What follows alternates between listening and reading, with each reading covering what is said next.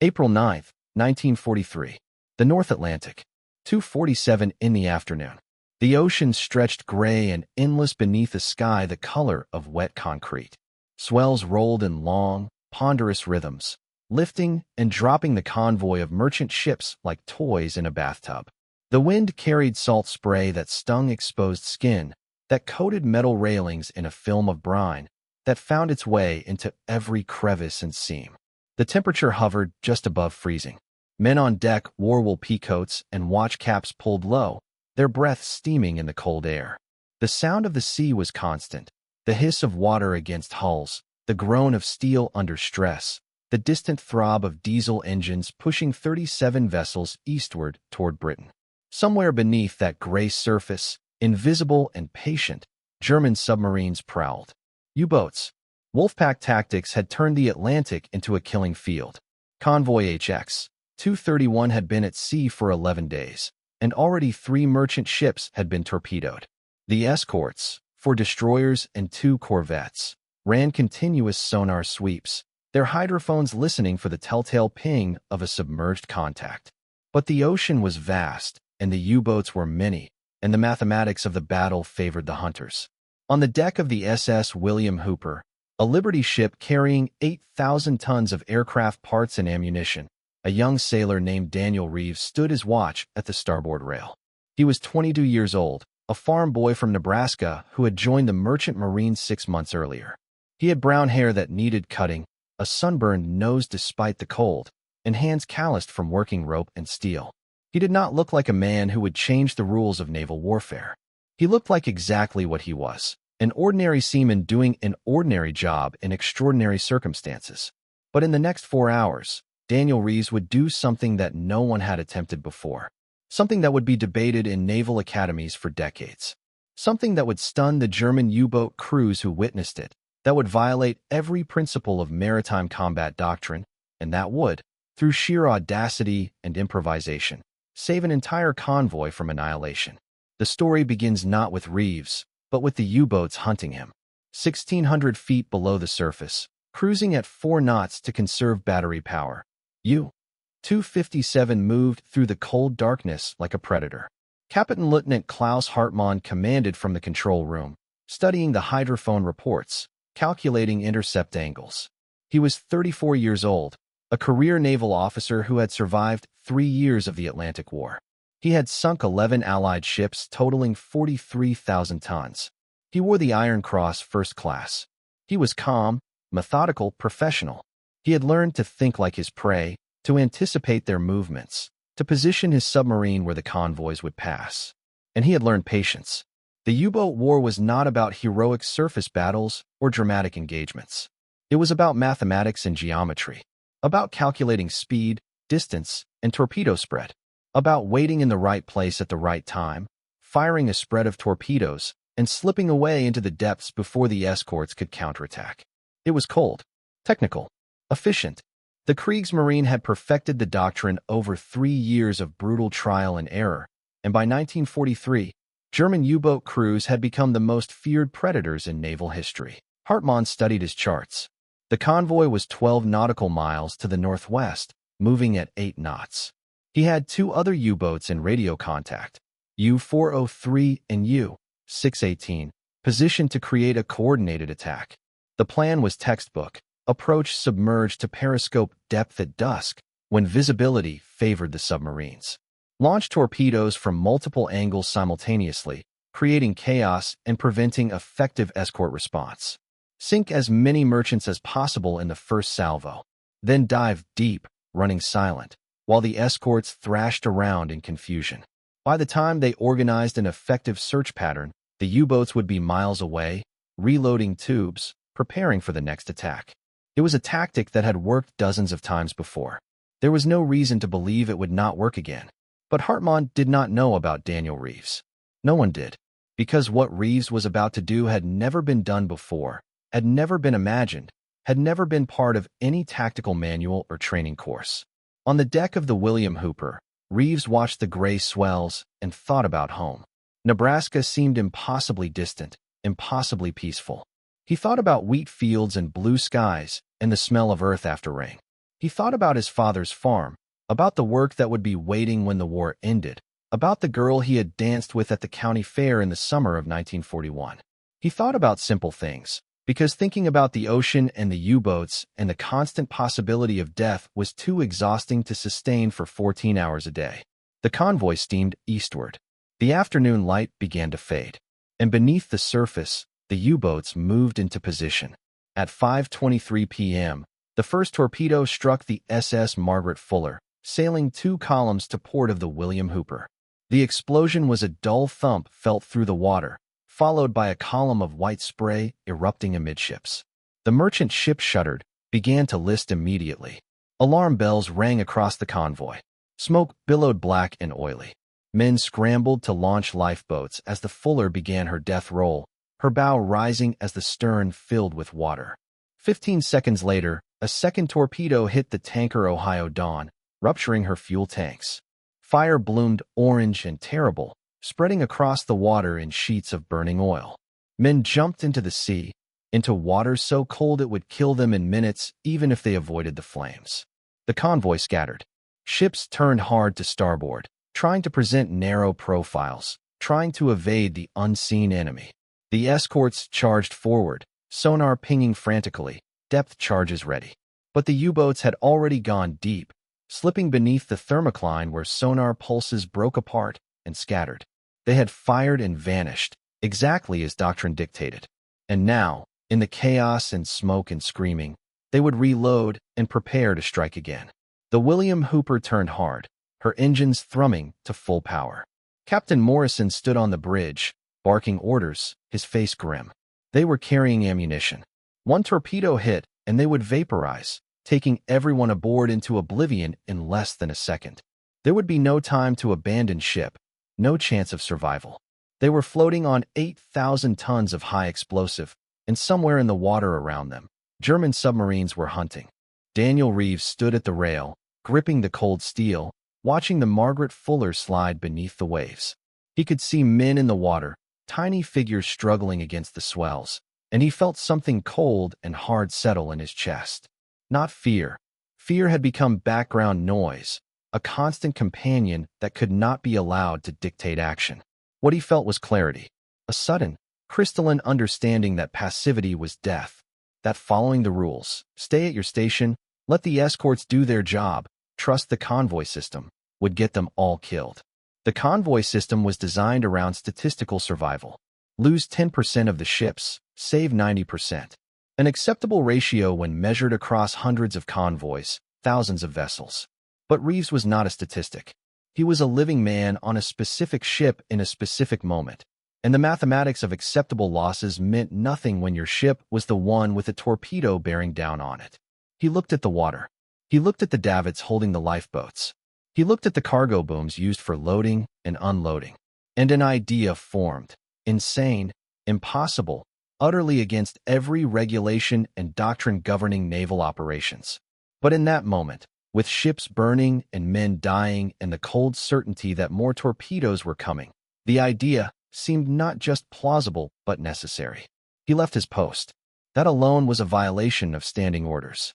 During a submarine attack, all hands were to remain at their assigned stations, ready to execute emergency procedures. Leaving your post could result in court-martial. But Reeves was not thinking about regulations. He was moving on instinct, on a plan crystallizing faster than conscious thought could analyze it. He ran across the deck to the port-side cargo crane, a massive steel structure used to swing heavy pallets from dock to hold. The crane was secured for sea travel, its boom lashed down, its controls locked. Reeves grabbed a wrench from a nearby tool locker and began loosening the securing bolts.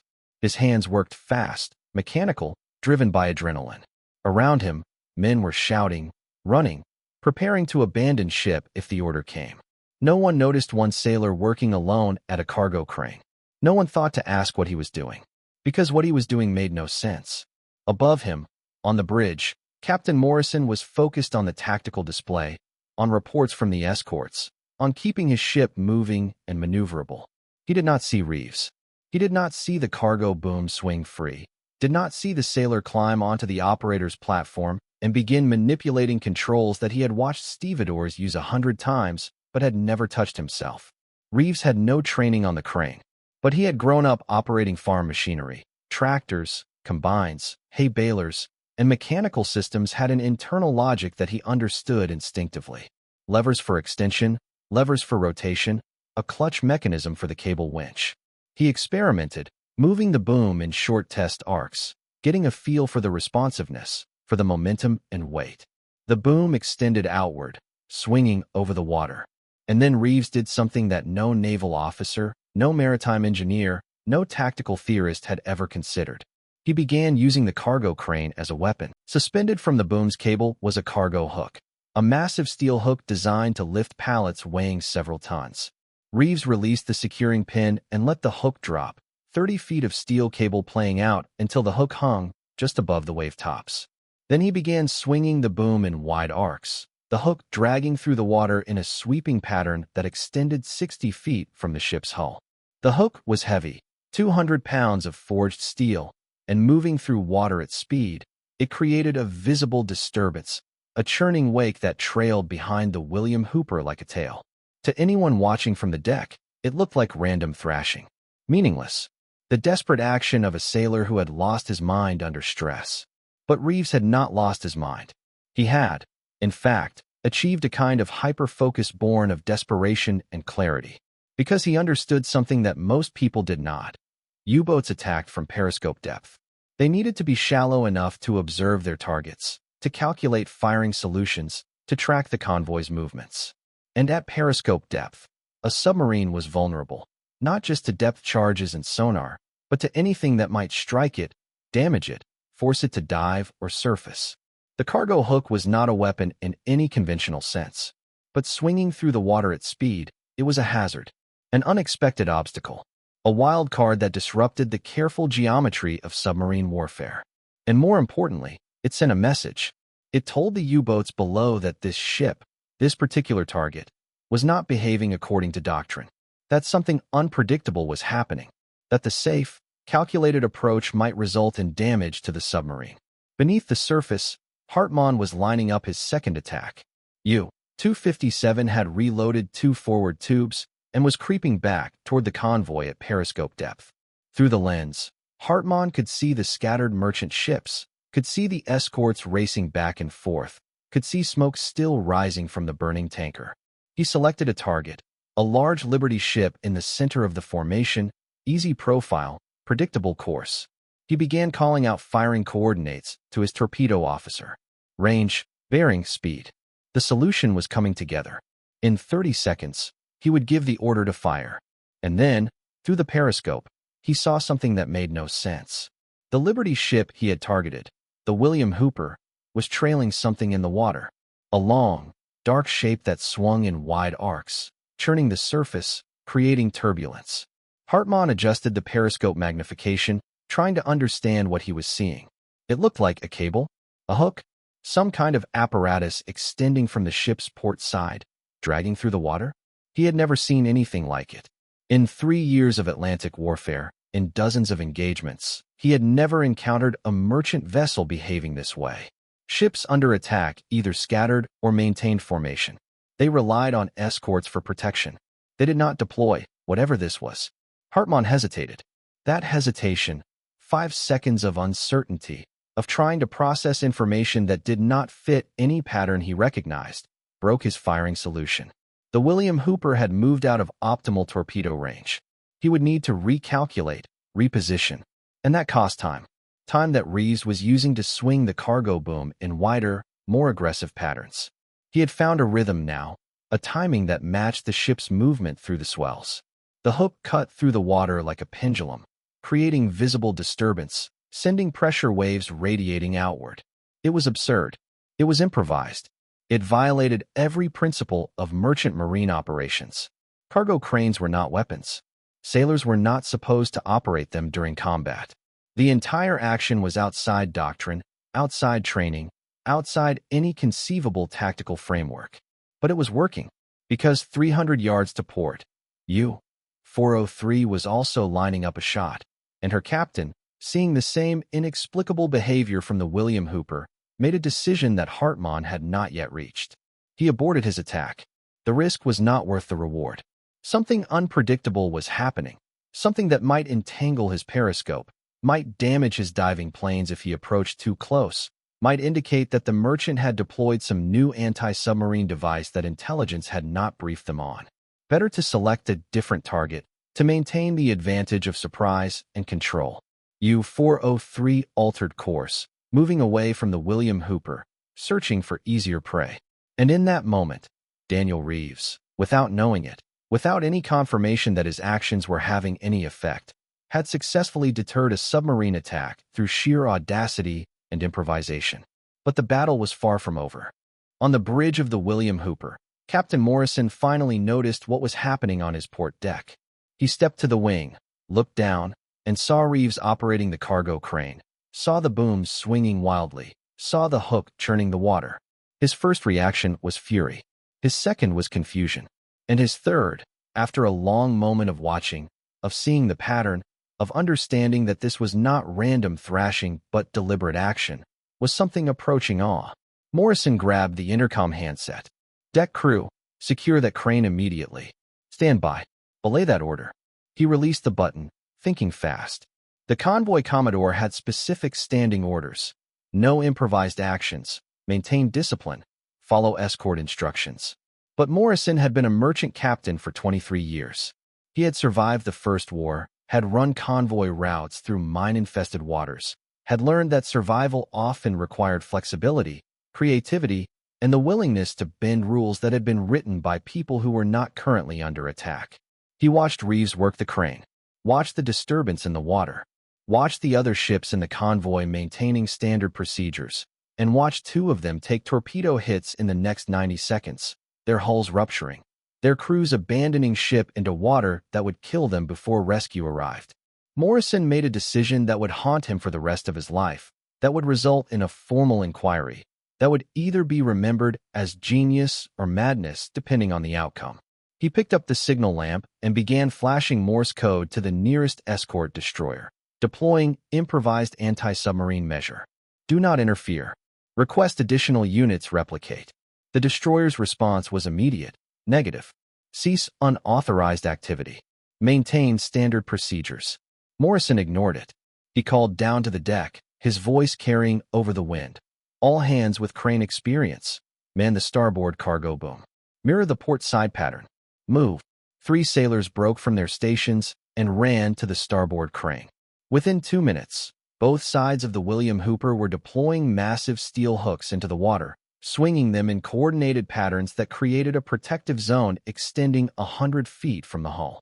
The ship looked like some kind of mechanical sea creature, arms flailing, disturbing the water in ways that no merchant vessel had ever done. It was chaos. It was beautiful. It was completely insane. And it was saving lives. Because beneath the surface, Hartmann was now receiving reports from 2 other U-boats in the Wolfpack. Both reported the same phenomenon. Merchant ships deploying unknown apparatus into the water. Both reported aborting their attacks to reassess. The tactical advantage, surprise, stealth, calculated positioning, was evaporating. The Americans were doing something unpredictable, something that turned the ocean into an uncertain environment where approach depth might result in collision or entanglement. Hartmann was a professional.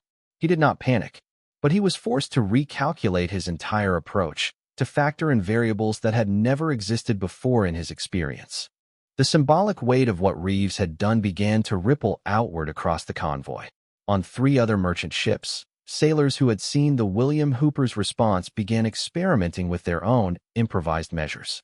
One vessel deployed cargo nets weighted with chains, dragging them through the water to create turbulence. Another began dumping empty steel drums overboard at irregular intervals, creating floating obstacles that made submerged approach more hazardous. A third ship, a tanker that had survived the initial attack, began zigzagging wildly, far more aggressively than standard evasion procedures recommended, creating a wake so chaotic that accurate torpedo plotting became nearly impossible. The convoy was breaking formation. Ships were abandoning doctrine. Captains were making independent decisions based on immediate circumstances rather than centralized command. It was everything that naval procedure said would result in disaster, in ships colliding, in total loss of defensive cohesion. But in the cold calculus of that April afternoon in 1943, it was working. Because the U-boats depended on predictability. They depended on convoys behaving in known ways, following established patterns, presenting calculable targets. When that predictability dissolved, when every ship became a unique problem requiring individual assessment, the mathematics of the attack broke down. Hartmann could still sink ships. His torpedoes were lethal, his crew was skilled. But the efficiency was gone. The ability to launch rapid, successive attacks on multiple targets evaporated. Each engagement now required careful approach, extended observation, increased risk. Time stretched. What should have been a devastating Wolfpack assault, a coordinated strike that historically resulted in 50% convoy losses, was becoming a chaotic, confused engagement where the hunters were suddenly uncertain. At 6:47 p.m., as darkness began to settle over the Atlantic, Hartmann made the decision to withdraw. U-257 had expended 6 of her 14 torpedoes and had achieved only 2 confirmed kills. The risk-to-reward ratio was no longer favorable. Other U-boats in the Wolfpack were reporting similar difficulties. The convoy was scattering, yes, but scattering in unpredictable directions, with individual ships deploying countermeasures that ranged from ingenious to absurd. It was chaos, but it was chaos that favored the defenders, because the U-boats could not adapt fast enough to exploit it. Hartmann ordered his boat to dive to 200 meters and withdraw to the northwest. He would spend the next 14 hours submerged, conserving battery power, putting distance between himself and the escorts. He would write in his patrol log that evening, encountered unusual defensive measures deployed by merchant vessels. Effectiveness uncertain, but sufficient to disrupt standard attack protocol. Recommend intelligence assessment of American tactical innovation. He did not mention that he had been outmaneuvered by a farm boy with a cargo crane. He did not acknowledge that 3 years of refined U-boat doctrine had been challenged by an improvisation so crude, so outside tactical framework, that no one had thought to plan for it. He simply recorded the facts and moved on, because that was what professionals did.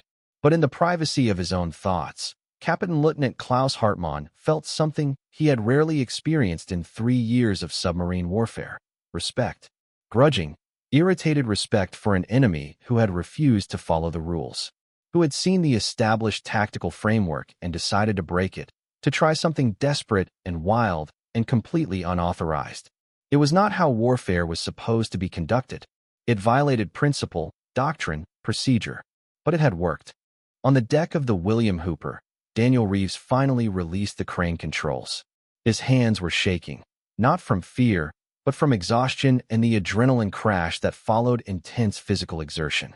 The boom swung back to its resting position. The hook was scarred and dented from dragging through the water for nearly 2 hours. Reeves climbed down from the operator's platform and walked to the rail, legs unsteady. Around him, the convoy was reforming. 7 ships had been lost. A terrible toll, but far less than the 15 to 20 that typical Wolfpack tactics achieved. The sea was littered with debris, with life rafts and floating wreckage and men who had been pulled from the water by escort vessels. The sun was setting, painting the western horizon in shades of orange and purple. The wind was cold. Reeves stood at the rail and watched the light fade and tried to process what he had done. He had violated orders. He had left his post during combat. He had operated equipment without authorization or training. He had disrupted convoy formation and ignored direct commands from escort vessels. By any standard maritime regulation, he deserved court-martial. And yet, when Captain Morrison came down from the bridge 20 minutes later, he did not place Reeves under arrest. He stood beside him at the rail, silent for a long moment, watching the convoy steam eastward through the gathering darkness. Then he said, quietly, "That was either the bravest or the stupidest thing I've ever seen a sailor do. I haven't decided which." Reeves said nothing. There was nothing to say. Morrison continued, "You saved lives today, maybe the whole convoy, but you broke every rule doing it. Naval Command is going to have opinions about that." He paused. "I'll testify on your behalf at the inquiry. For what it's worth." Reeves nodded. He still could not speak. The weight of what he had done, the audacity of it, the sheer improvised desperation, was settling on him like a physical burden. The inquiry came 3 weeks later in Halifax. Reeves stood before a panel of senior naval officers and merchant marine officials and told his story in simple, unadorned language. He did not claim genius. He did not present his actions as tactical innovation. He simply explained that he had seen ships dying, had seen men drowning, and had done the only thing he could think of to change the situation. The panel deliberated for 2 days. The verdict was split. Half the officers argued for disciplinary action. Precedent had to be maintained. Regulations existed for reasons. Allowing individual sailors to improvise during combat was a path to chaos and disaster. The other half argued for commendation. Adaptability was essential in modern warfare. Rigid adherence to doctrine had its own costs, and results mattered more than procedure. In the end, the panel issued a formal reprimand for leaving his post without authorization, combined with a commendation for initiative under fire. The reprimand was filed and forgotten. The commendation became part of his service record. And more importantly, the incident sparked a broader conversation within the Navy about defensive tactics, about the value of unpredictability, about the difference between discipline and rigidity. Training protocols were quietly updated. Merchant captains were given broader latitude to take independent action during submarine attacks. The convoy system remained the foundation of Atlantic defense, but it became more flexible, more adaptive, more willing to incorporate improvisation when circumstances demanded it. Daniel Reeves returned to sea 6 weeks later, assigned to another Liberty ship running the Murmansk route. He survived the war, survived the cold and the U-boats and the constant grinding fear. He returned to Nebraska in 1946, took over his father's farm, married the girl from the county fair, raised 4 children. He rarely spoke about the war. When asked, he would say only that he had been a merchant sailor, that he had done his job, that he had been lucky. He never mentioned the cargo crane, the swinging hook, the desperate improvisation that had disrupted a Wolfpack attack and saved an entire convoy. It was not humility, exactly. It was simply that he did not think of himself as having done anything extraordinary. He had seen a problem and found a solution. That was all. But in the decades that followed, military historians and naval tacticians returned again and again to the incident. Papers were written. Scenarios were simulated. The question was debated endlessly. Had Reeves been a genius improviser, or had he simply been lucky? Had his actions genuinely disrupted the U-boat attack, or had other factors, escort effectiveness, weather conditions, German caution, been more significant? The answer, like most answers in war, was complex and unsatisfying. Reeves had not single-handedly defeated the Wolfpack, but he had introduced an element of chaos and unpredictability that had disrupted German tactical planning at a critical moment. He had demonstrated that conventional doctrine was not sacrosanct, that desperation and creativity could sometimes achieve what training and procedure could not. He had broken the rules, and in breaking them, he had revealed a deeper truth about warfare, that the side which adapts fastest, which embraces uncertainty and improvisation, often holds an advantage over the side that adheres rigidly to established patterns. The German U-boat service was highly professional, highly trained, highly effective, but it was also highly systematized, dependent on doctrine that assumed enemy behavior would conform to known patterns. When those patterns broke down, when merchant ships began behaving unpredictably, deploying countermeasures that were crude but unexpected, the system struggled to adapt. Not because German sailors lacked skill or courage, but because the framework they operated within did not account for opponents who refused to follow the rules. The symbolic power of the cargo crane, that massive, swinging steel hook, echoed through the rest of the war. It became, in a small way, representative of American pragmatism, of a culture that valued results over procedure, that rewarded problem-solving over protocol, that was willing to try something absurd if it might work. The contrast with German military culture was stark. The Wehrmacht and Kriegsmarine operated on principles of precision, hierarchy, and adherence to doctrine. Officers were trained extensively, given detailed operational frameworks, expected to execute plans with mechanical efficiency. This approach had achieved stunning victories in the early war years, the conquest of Poland, France, the Low Countries, the Balkans. But as the war ground on, as opponents learned and adapted, the rigidity of German doctrine became a liability. American forces, by contrast, were often criticized for being undisciplined, for lacking the professionalism of European armies. American soldiers were seen as individualistic, prone to questioning orders, reluctant to accept authority without justification. But that same individualism fostered adaptability. It created an environment where a farm boy with no tactical training could improvise a solution to a submarine attack, and where his superiors, after initial anger, could recognize the value of what he had done. This was not to say that discipline was unimportant. Armies required structure, hierarchy, coordination.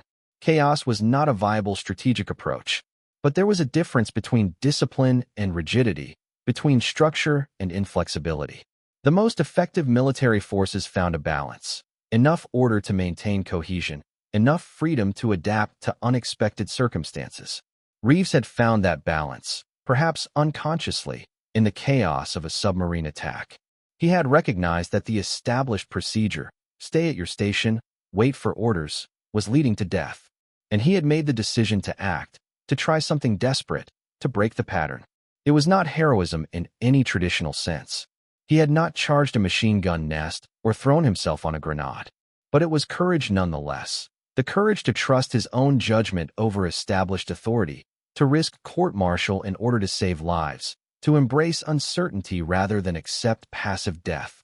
The epilogue to the story came decades later, in the 1980s, when Daniel Reeves, then in his 60s, was invited to speak at the Naval Academy in Annapolis. He was reluctant. He did not think of himself as someone who had anything to teach young officers. But the invitation came from an admiral who had studied the convoy incident extensively, who believed that Reeves' story contained lessons worth preserving.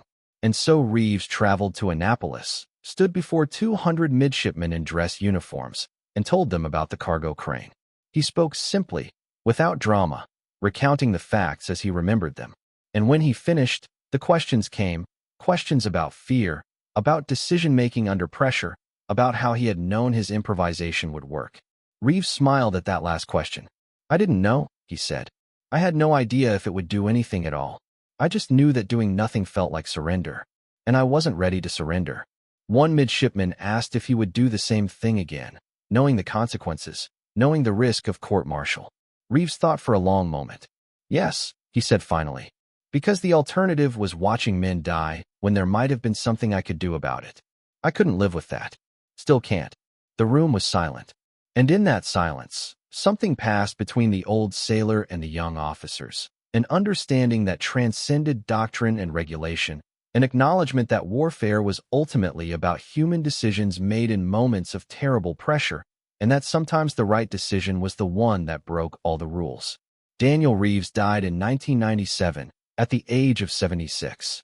His obituary in the local newspaper mentioned his service in the Merchant Marine, his 40 years farming, his wife and children and grandchildren.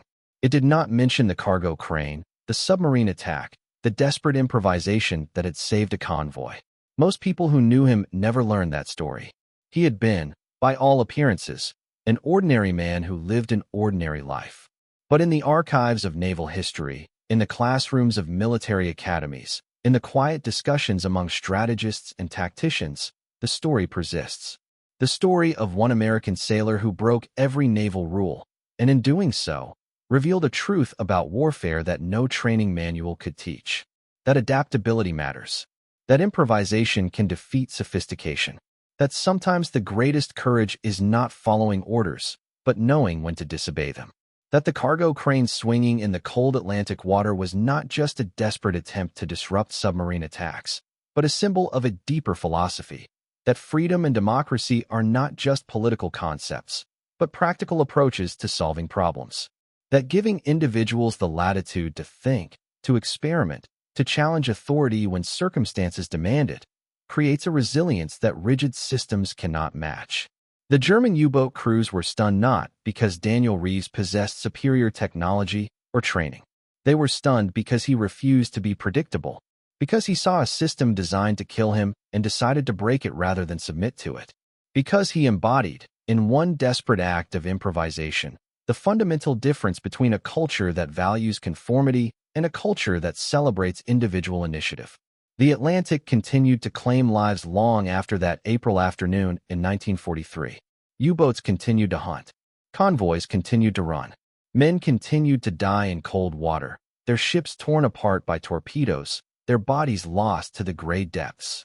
The war did not end because one sailor swung a cargo crane. Victory came through the accumulation of a million such moments. Small acts of courage and creativity and refusal to surrender, multiplied across millions of men and women, sustained over years of grinding conflict. But each of those moments mattered. Each improvisation, each broken rule, each decision to try something desperate rather than accept passive death. These were the threads that wove together into something larger than their individual parts. When the sun set over the North Atlantic on April 9, 1943, the convoy that limped eastward toward Britain carried more than cargo. It carried a lesson that would echo through the decades, that warfare is not merely a contest of resources and technology, but a contest of ideas, and that the side which encourages its people to think, to adapt, to improvise, to question, that side possesses an advantage that no amount of training or equipment can replicate. Daniel Reeves stood at the rail of the William Hooper and watched the darkness swallow the horizon. The ocean stretched endless in all directions. The wind carried salt and cold. And somewhere beneath that surface, German submarines withdrew, frustrated and uncertain, their carefully calculated tactics disrupted by something they had never anticipated. A cargo crane, a steel hook, a farm boy who refused to follow the rules. The German U-boat crews were stunned. And in their stunned silence, in the moment of hesitation and recalculation, lives were saved. Not through superior firepower, not through tactical brilliance, but through the simple, audacious act of doing something no one had done before. Something desperate and wild and completely outside the framework of acceptable naval operations. Something that worked. That was the lesson. That was the truth that Daniel Reeves carried with him for the rest of his life, that echoes still in the archives and academies where his story is told. That sometimes, in war, in life, in the moments when everything is on the line, the greatest victories come not from following the rules, but from having the courage to break them. The cargo crane swung silent now, secured against the rail, its work done. But its shadow stretched long across the years, a reminder that the most powerful weapons are not always the ones recorded in technical manuals. Sometimes they are simply the willingness to try something new when everything else has failed. The audacity to believe that one person, acting alone, can change the outcome. The courage to break every rule when breaking them is the only path to survival. The ocean rolled gray and endless beneath the stars.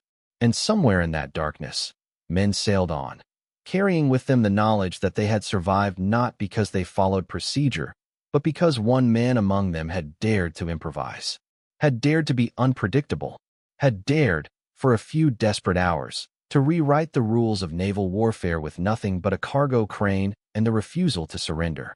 That is how battles are won, not always through strength or technology, but through the human capacity to adapt, to create, to find solutions where none existed before.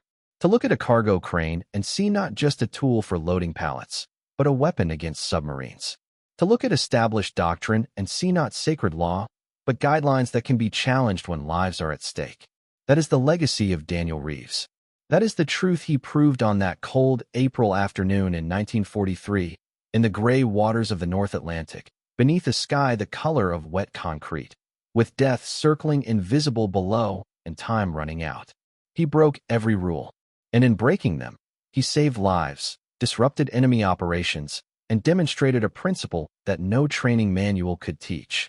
That freedom, real freedom, the kind that allows individuals to think and act and challenge and create, is not just a political ideal. It is a tactical advantage. It is the difference between rigid systems that break under pressure and adaptive systems that bend and evolve and ultimately prevail. The German U-boat crews were stunned, and they should have been, because they were witnessing something that their training had not prepared them for, something that their doctrine could not counter, something that represented, in miniature, the essential difference between the societies they fought for. One that demanded conformity and punished deviation. One that rewarded improvisation and celebrated the individual who dared to color outside the lines. The convoy sailed on. The war continued. And in the silent depths, the U-boats withdrew, carrying with them the memory of the merchant ship that had fought back with a cargo crane, and the unsettling realization that this war, this enormous, grinding, mechanical war, still had room for the unexpected, for the improvised, for the single human being who saw a problem and refused to accept that there was no solution. That was the lesson of April 9th, 1943. That was the truth that Daniel Reeves embodied, consciously or not, in those desperate hours. And that is the truth that echoes still whenever we tell stories about courage and adaptability and the refusal to surrender to inevitability. The rules exist for reasons, but sometimes the greatest service we can offer is knowing when to break them.